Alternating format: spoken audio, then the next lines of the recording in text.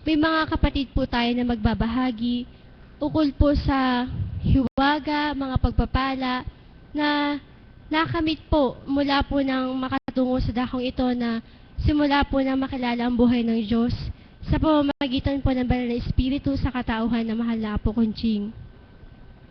Upang pasimulan po, ang una po magbabahagi ay nagdiriwang po ng kanyang ika-10 anibersaryo po bilang isang hinirang na alagad.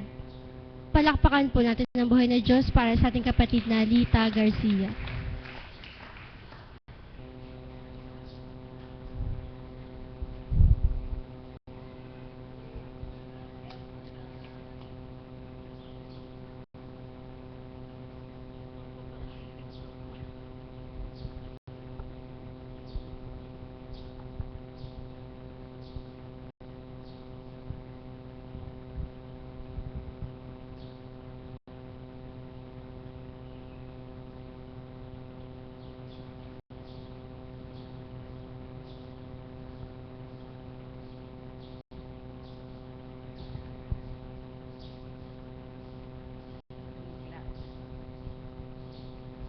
Magandang umaga po sa atin lahat, mga kapatid kong mga alagad at mga tagasunod sa aming guro sa choir.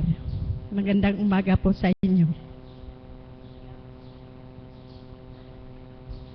Wala. At sa mahal na Apong Conching, na kanyang kinalugdan ang ating banal na espiritu sa katauhan niya. Ako po ay nagsishare lang po doon sa 10 taon na ako ngayon hinirang niya. Unang-una po, nagpunta po ako dito sa dambana nito. May isang kapatid nag-aakay sa akin na bilang kumari ko. Dahil po may nakahiga ako sa karamdaman eh. Nagsadya po siya, siguro atas ng ama na ako'y akayin niya. Nagpunta po siya sa amin. Ang sabi niya, na paano ka ba? Sabi niya sa akin. Sabi ko, may sakit nga ako. Bati ka, hindi ka pumunta sa Artal kay Apong Conching. Kasi hindi ko pa alam eh. Pero alam ko na po na ang mahal naming kapatid siya, Apong Conching, nanggagamot na. Pero hindi po ako talaga pumupunta. May sakit po ako, dalhin ako sa doktor ng kabi ako sa buhay. Kung saan-saan ng Alboria, dinadala ako po. Walang kagalingan. Ngayon, nagpunta siya sa akin. Pinilit po ako niyang inakay. Tara ika at sumama ka sa akin. Alas 5 ng hapon. Pagdating po doon sa kasi po may anniversary din ni ata sa likod, na alaga din. May misa. Halika ika, makipag-misa tayo. Di sumama naman po ako kahit may sakit ang naramdaman ko. Pagdating doon, nagpunta ang mahal na po. Nakangiti sa akin. Nagmano po ang mga tao. Nakisunod-sunod rin ako nagmano. Dahil hindi ko pa po alam eh. Ngayon po, mayroon palang dasal dito sa Pag-asa alas 6. Halika ika, sumama ka sa akin. Saan ba tayo pupunta? Makipagdasal tayo, sabi niya. Di sumama naman po ako. Ang bahay pa ng mahal na apo doon pa sa silong. Sa tahanan nila noon. Nagpunta po ako. Nagpunta kami. Nakinig sa mga salita ng Banal na Espiritu. Ngayon, ang una pang alagad noon, si kapatid Analing Magat. Kami po, silang dalawa po. Ngayon, nagdasal po ng gabi. Pagkatapos, mayroon pa palang gawain. Nagmamansaya ang Banal Espiritu sa pamagitan ng mahal na Apong Conching. Ngayon po ang nakaupo, may hagdan pa yung ilalim nila eh. Nakaupo ko sa tatlong baitang. Pinagmamasdan ko siya. Sabi ko, ano ba ako pinagsasabi nitong babae nito? Sabi talagang yun sa puso ko po, sa isip ko. Dahil hindi ko po alam talaga eh. Ngayon, bakit pa po yung pag oras ng mensahe niya, uwi na po ako sa amin. Ba't pagdating sa bahay, hindi ako mapalagay? Bakit kaya ganito? Sabi ko, naramdaman ko. Kinabukasan na naman po, ayan na naman. Pagdating ng alas 5, magluluto na ako para akong makapunta akong alas 6. Alas 5 pala po, lalakad na ako sa papuntang Dambana. Sabi ko, ang ano ko noon po, makinig lang talaga ako at tagasunod. Yun lang po ang pakay ko noon dahil nasiyahan ako doon sa salitaan niya. Ngayon po, nung nagbibindisyon na siya, ito ang sabi niya sa akin. Mahal na anak ko, sabi niya, magtibay ka, manalig ka. Sabi ko sa loob ko, ano kaya gagawin sa akin? Sabi ko. Sabi niya, magtibay ka at gaganap ka sa akin. Sabi ko, hindi ko sinasabi, huwag kang mag-anilalangan ika dahil gagamitin ko ang lupang katawan mo. Yun ang sabi niya sa akin. Hindi ko pa pinapansin yung salita niya yun. Basta, pag nangyari ng dasala, uwi na po ako. Tapos, kinabukasan niya na naman. Nagkakatean pa ako, gusto na lumakad. Ganun po ako noon, dati. Noon pong, sa pitsa ng ito, 12 po, ang sabi, sabi niya sa akin, darating ang panahon, may takdang gaganap ka sa akin. Kayang-kaya mo na iwanan ang mga mahal mo sa buhay. Sabi ko, mamamatay na yata ako. Sabi ko, bakit ganun? Ngayon po, sabi ko, ano kaya yun? Sabi ko, sige po, lakad, balik-balik sa araw-araw. Noong araw ng umaga po ng pitsa nito, sinundo ako ng kapitbahay ko. Sabi na, Ate Litay ka, ipagluto mo ako. Sabi ko, bakit? May padasal ako. Sabi niya, sige kako. Nagluto po ako umagang-umaga. Mamay, pagkatapos kong nagluto po, sinundo naman ako ng anak ko. Sabi niya, hindi, ang apo mo, inapoy ng lagnat. Sabi ko, dalhin natin kaya po, sabi ko sa kanya. Sige, ika. Dinala po namin dito sa sa tahanan niya. Ang sabi niya sa akin, diba, sabi ko na sa iyo, darating ang panahon, darating takda sa araw nito, ikaw ay gaganap ka sa akin. Sabi niya, hindi ko hahaplusin yan. Ikaw ang humaplos yan.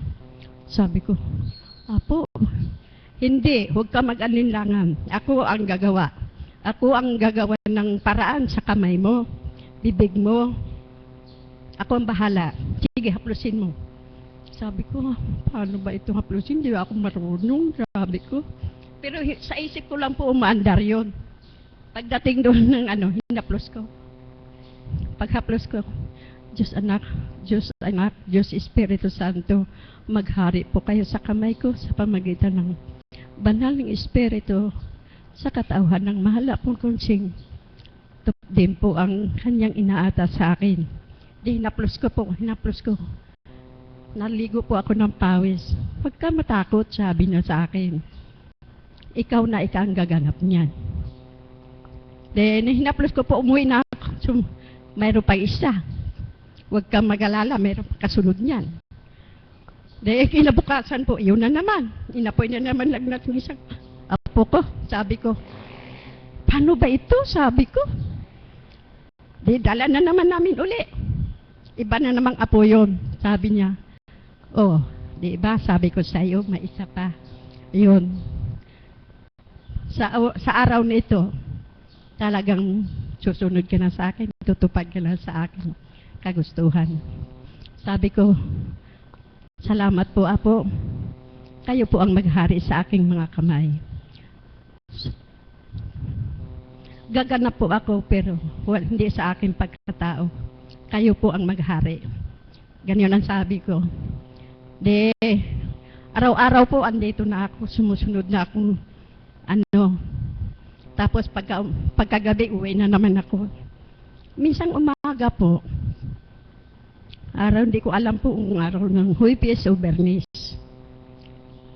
Nag-text si kapatid na si Shell.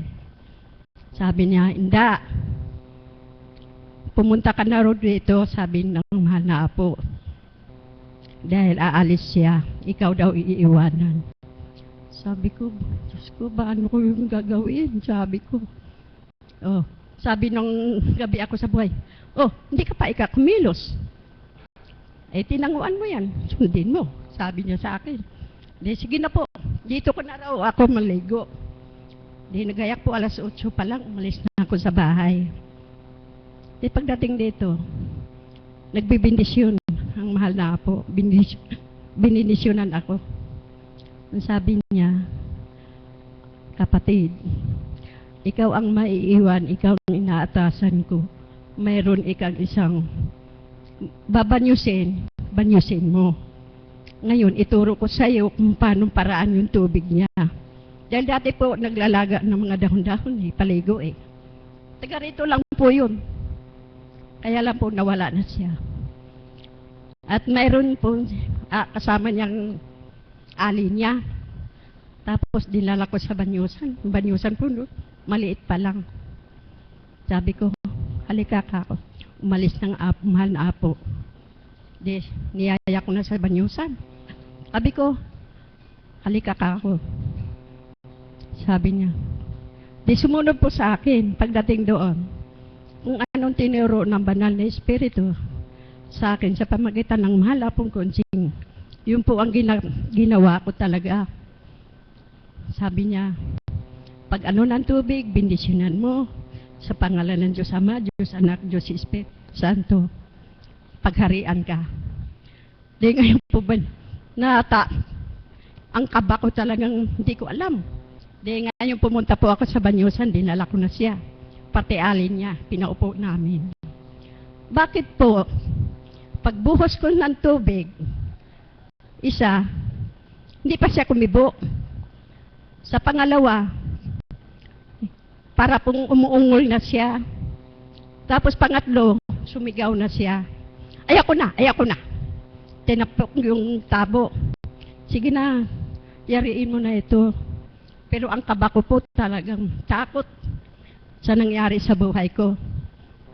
Ngayon po, pagkatapos kong banyos niya, tumakbo ako sa ilalim ng bahay. Andoon yung Lord Pardon. Umiiyak po ako doon. Sabi ko, Panginoon, patawad po sa nangyari sa pagbabanyos ko, baka napasok siya. Sabi ko, hindi ko po alam. Kayo po ang talagang may karapatan. Bakit po nangyari sa akin yun? Sabi ko sa kanya. Umiyak ako nang umiyak.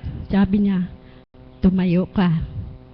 Mayroon pang kasunod na babanyusin mo. Siyempre po, utos niya, sundin mo. Pagdating doon, paglabas niya sa banyusan, yung binanyusan kong humihiyaw. Sabi ko, nahiya po ako, baka ako napasok. Ngayon, pagdating po nung ando na sa loob. Ginanyan ko likod. Likod daw ang sakit. Ginanyan ko po siya. Wala namang pasok. Sabi ko. Nanahimik pa ako. Nagbanyos ako. Haplos. Dahil pa noon, haplosan Haplos paghapon po yun. Ngayon, darating ang mahal na apo gabi. Nung pagdating niya, sinabi niya sa akin, "Oh, kumusta?" "Opo, huwag kang magsalita. Alam ko ang naganap sa'yo." Sabi ko, "Bakit Kaya, huwag kang mag-alala, huwag kang matakot. At hindi siya ang napapasok. Kaya po namulagat ang mata ko. Sabi ko, sino kaya? Sabi ko, di ngayon, huwag kang matatakot. Di kinabukasan po, tiningnan ko yung bininyusan ko. Sabi ko, ano ba? Napasok ka ba? Bakit? Sumisigaw ka eh. Sabi ko sa kanya, hindi. Sabi ko, purihin ka, Ama. Sabi ko, hindi pala talaga ang siya talaga ang naghahari sa amin sa ganap sa aking pagkatao. Ito po natanggap ko. Marami pong sa amin, sa lugar namin. Malaki daw ang pagkatangahan ko. Kasi po ang hanap buhay ko talaga palay. Talaga yung pong hanap buhay ko yan. Sabi ng kasamaan ko, kalaki mong tanga. Iniwanan mo ang hanap buhay, yan lang kinabubuhay mo. Sabi na sa akin. Hindi po ako kumibo. Sabi ko, ano ang magagawa ko? Sabi ko, iyan ang utos. Alam mo ba ikayang? Sabi na sa akin, madali kang pumasok, mahirap ka lumabas. Yan po ang sabi. Totohanan po yun. Mahirap pala talaga, pero masarap. Kaya, purihin ang Ama, dakila ka talaga Ama, sa banal ng Espiritu, sa pamagitan ng mahal Apong Krunching, tunay na tunay siya talagang Diyos na buhay sa atin lahat, ang mga kapatid natin, nga nananalig, nanampalataya, at inangkin ang lahat, ang karamdaman, siya ang tunay magpapagaling sa lahat.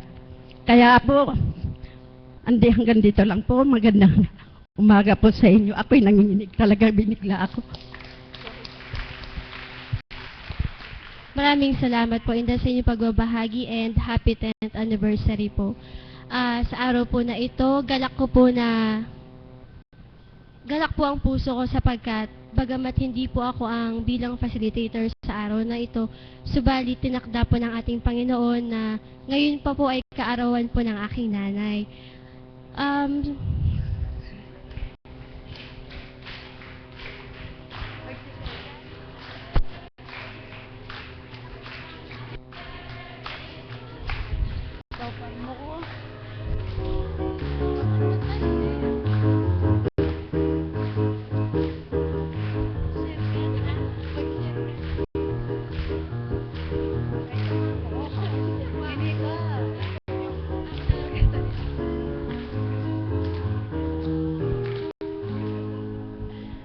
Nahihiya po siya mag-share.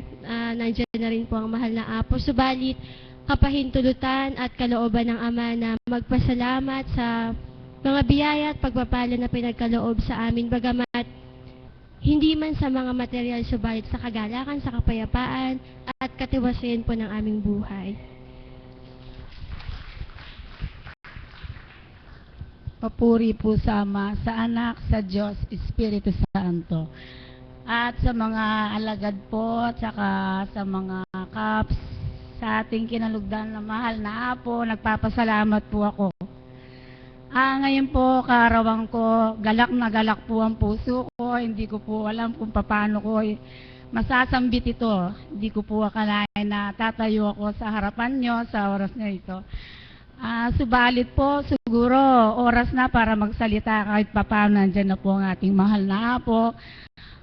Lahat po ng aking nakamtan na tagumpay sa buhay, nagpapasalamat po, isa na po yung aking kagalingan sa aking katauhan. Sa mga anak ko, lahat po alos lumalaban po sa hamon ng buhay, sa mga pagsubok sa akin. Kung paano po ako nakakay sa dakong ito, ganoon din po ang aking anak na si Arlene na bakit sabi niya sa akin dati, nanay, ba't di ka na nagtatrabaho? Hindi niya po alam na nagkaroon ako ng matinding karamdaman, kaya po pala makakay ako sa dakong ito. Subalit, tinukumpain po ako sa ospital, ayaw po ng aking puso na huwag kang magpakumpain. Sabi, pumunta ka doon kay Apong Konching, hindi ko po alam ang gawain nito, wala po akong kamalayan. Talagang pinano sa akin na nakikita ko po sa langit talaga. Dito po talaga yung nakikita ko, kaya po Lahat po ng kapatid ko, hindi po maayon sa aking kagustuhan na nandito kami ng anak ko. Lumalaban na po ako, ayokong magpatalo sa kanila. Sabi ko, walang ginagawa yung anak ko. Mabuti ang kanyang inahangad. Hindi ko hangad ang pera. Ang hangad ko, yung anak ko nasa Panginoon siya. Sabi ko gano'n. Kaya po ako, kahit po, single parents po ako na alam kong mahirap lang kami, kailangan ko yung hanap buhay para kumita siya ng pera, subalit hindi ko po hinahangad yun. Ang hinahangad ko po talaga kung paano kami mapalapit sa Panginoon.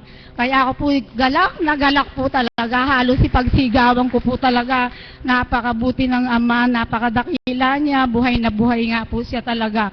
At lahat po ng pagsubok na dumarating sa aking anak sa Taiwan, pag dinulog po sa mahal na Apo, ora mismo po talagang parang binibigyan po ng katugunan ng kagalingan. Kaya sabi ng anak ko, gusto kong sumigaw nanay dito. Sabi niya, bakit kahit ganito lang tayo, pinapakinggan tayo ng Panginoon, mahal tayo, sabi ko. Kaya lang anak, manalig ka lang, basta huwag kang matakot, may kasama ka dyan. Wala man ako sa tabi mo, pero nandyan ang Panginoon, nagagabay sa'yo. At yun lang po, maraming salamat. Happy birthday po. Nahihiya pa po siya niyan. Paano po kaya pag hindi pa po siya nahiya at wala siya masabi? Papuri at pasasalamat sa ating Panginoon sa kalakasan ng kalooban, sa lahat po ng biyaya at pagpapala na ating nakamtan sa bawat isa po sa atin. Ngayong oras po na ito, ang lahat po ay naniyahan magsayo upang